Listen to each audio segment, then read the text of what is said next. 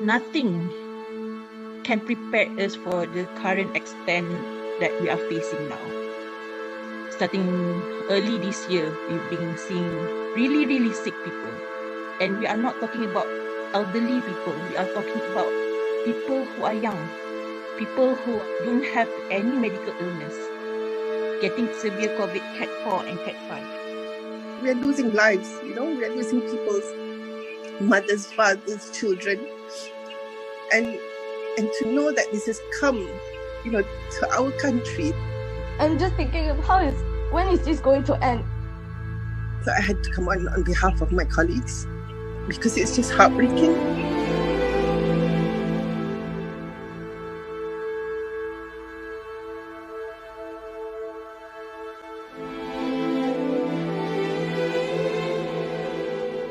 I've been fighting COVID since last year in the front lines. The numbers are not fake.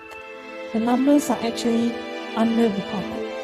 I can tell you that based on the positivity rates, 1 in 10 people that you know among your family members, among your friends are already having COVID. Actually, even the death rate of COVID yang we announce in the mass media is not exactly reflective of the rate that we are seeing. The deaths are much more higher. KKN doesn't report if the patient dies something else with COVID, or patient has already passed the 14 days and then they suffer from, let's say, blood clot in the lungs, blood clot in the legs, or heart attack or stroke. Why we are getting more deaths? Because we have not enough resources to support all of the patients. And you can see patients piling up outside EDs, patients holding out extension beds in wards, patients who are 1 towel away from each other. You think that we could hold the fort and keep going? People kept saying that if the patient needs more ICU bed, why can't we create more ICU beds?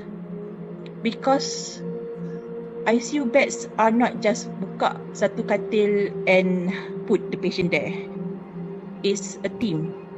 And right now, we have people who are selalunya tak train untuk jaga patient ICU, kena jaga patient ICU. And we are creating ICU beds dekat tempat yang bukannya ICU. Macam operating theatre, oncology wards, kena kita ventilate patient dekat dalam ward. We're not supposed to do that actually. I'm aware of plans nak convert clinics. Our clinics yang the one yang kita tengok outpatient review untuk letak patient yang need oxygen bed. So basically kita convert our consultation room untuk jadi bilik patient juga. Even the private sectors also are currently quite full to the brim. We are looking at the possibility that all of the hospitals in Klang Valley will be full capacity. I can only say, if you think the ship is still sailing, I think it has sunk. If you think houses are not yet burning, it's already burning. We need more equipments, we need more oxygen tanks. For the past few weeks, we are dealing with shortages of major medications that we use to treat COVID. We're not receiving help from the HQ and we are basically dying in this battle. It's like a ship that's sinking, people are really trying to keep the ship afloat, but there's people putting holes right in the bottom of the ship. You want to imagine what's happening in Malaysia? We are already in Italy 2020. We are already in India 2021. Since April, we've exceeded our 100% bed capacity multiple times. Doctors have been forced since 3-4 months ago to choose. We have to choose those who are elderly, as they are more high risk to deteriorate further. We prioritize them for beds, and the others unfortunately have to settle for plastic chairs. The wards are all full and clogged. Sampai ventilator pun tak cukup. Every day when you come to work, we have a great number of people who desaturate, meaning suddenly unable to maintain normal oxygen levels. We are replacing oxygen canisters by the hour. Some patients might require to share oxygen with other 5 patients. Pressure tu, bila you have a lot of patients using the oxygen, You cannot generate enough flow. There are some patients who may deserve to be intubated, but we cannot intubate because we have breached our capacity. We have times where oxygens are not available. I have my nurses having to not only carry out nursing job, but they have to liaise with the members of transports, go and get the oxygen replaced every 2 hours because there's only so much one canister of oxygen can do. We cannot wait untuk kita orang submit proposal untuk present dekat meeting budget untuk get more oxygen tanks. We need it now. When we end up fundraising on our own, we get told off. It's really, demotivating to us. It's a bit overwhelming to say all this. I'm working in a center of quarantine with a limited number of staff. It gets to the point where everyone is demotivated, everyone is burned out. Currently at my place, 9 animals have active COVID-19 infection. There's also, I think, about 20 plus nurses and medical assistants who also have COVID-19 infection. Every other week, you get house officers, medical officers being quarantined, and when one person becomes positive, suddenly the whole group becomes positive.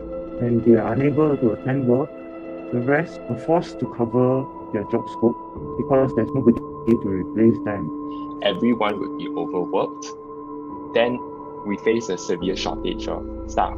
We don't have enough specialists, consultant, MO, HO, you name it. When are we getting enough manpower to support us? When is the new people coming? This year alone, my hospital has not taken enough housemen to cover the situation. It is really stressful. Orang-orang lain pun nak tolong sana sini, kena tarik sana, kena tarik sini. I'm a houseman, but they just put me to cover like 4 to 5 wards in the night call. It is in different levels, and I just have to juggle here and there, and I just hope that I don't kill anyone. I didn't kill anyone that night. My staff nurse keep calling me. I just cannot attend the patient. As much as we want to keep going, it's just it's so tiring.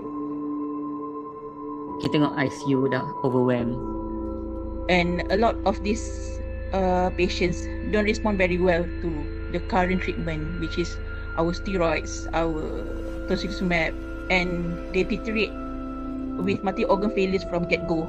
And on top of that, even if they responded, they stay very, very long in ICU. Let's face it, last time we have more elderlies. If they get very severe COVID, they have poor reserve, they won't make it after a few days. But right now in our ICUs are actually young, fit patients. Diorang kind of respond, but they really take a very, very long time to recover. So that's why our ICU is clogged up. Kita orang tak boleh keluarkan these cases. Some of them dah berbulan dekat dalam hospital.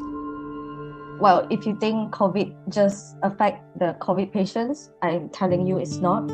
I'm working in a pediatric department. I'm taking care of patients like needing liver transplant. They need ICU backup.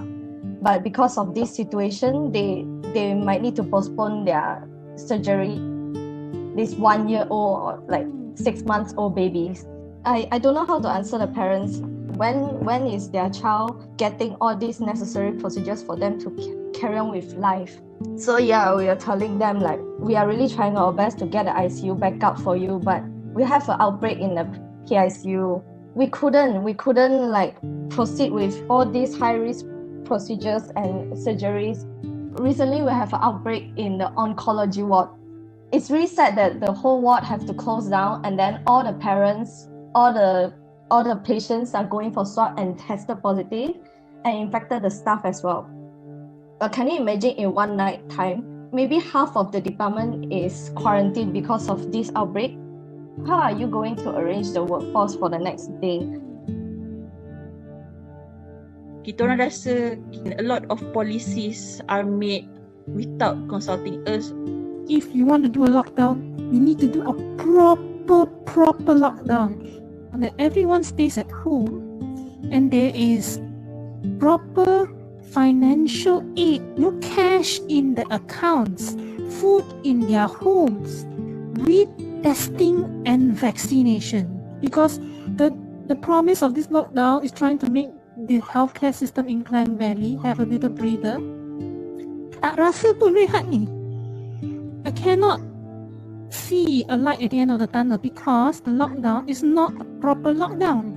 Whatever lockdown that we are doing now, right, is not addressing the main root of the problem, the main source of the infections. The lockdown is only involving those sectors that is not causing the rise of the cases. The rise of the cases lies on the industries that is not being locked down. It's like firefighters trying to put out a fire, and yet there are people just adding on to the flames who really don't care that the house is burning down. Kita masih ingat lah, kerana semua orang ingat PRN Sabah tu balik tak kena kuarantin. Lepas tu PKP yang separuh masa longgar sana, longgar sini. Ahli-ahli parlimen yang langgar SOP macam-macam lagi. Semua tu kita ingat. So sampai bila? I know my colleagues are still fighting hard, and I think what was frustrating even more is like they can't say anything, you know. Right now, every time we want to try to expose it, they will tell everyone in mass media that situation is under control, when we are like, hello, we are drowning here. Instead of recruiting new doctors, we are recruiting new teachers. The schools are closed and we are recruiting new teachers. If the government has no idea, then please look at New Zealand, Singapore, Taiwan. Try to get their strategy and try to implement it in Malaysia. If you know certain strategy works and you don't do it, memang kerajaan pembunuh. Really, just something drastic needs to be done, or else we'll all just think this is not the time for politics. Just save the people, save the health system, save the country. To be really frank, sometimes I just hope the policymakers, alright, just come down to the field, reduce the window dressing, be more transparent regarding the data they give to the people, reduce the red tapes that is required for us to get the necessary equipments. Nothing much I can say anyway, because I'm just a contract medical officer. The fact that we are still on contract, that we could just be without a job once this pandemic is over, it's not a very positive thing to have on your mind when you step into work and see this horrific scene before you every day. We are really at war now. The foot soldiers in this war is mainly our contract medical officers. Diorang ni, because of that status, they are easily mobilized. But this is not fair to them. One of my MOs was given like almost 24-hour notice untuk actually transfer to another hospital to help with COVID work. Because their contracts, they cannot apply untuk specialty training. They are facing the possibility that his contract not renewed. Despite these past 5 years, working so hard and working very well in our KKM facility, which is not right.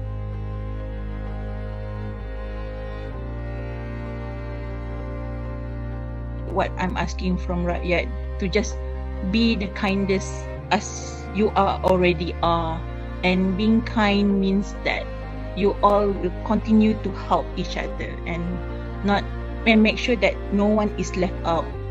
What is not useful to us is another mural or another blue lights, but the things that would really help us right now, right? Everybody keep themselves safe, keep each other safe. If you can avoid injury, you can avoid certain accidents.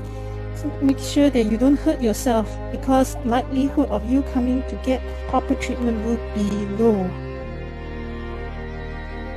If you get your vaccination turn, please get vaccinated. Encourage other people to get vaccinated.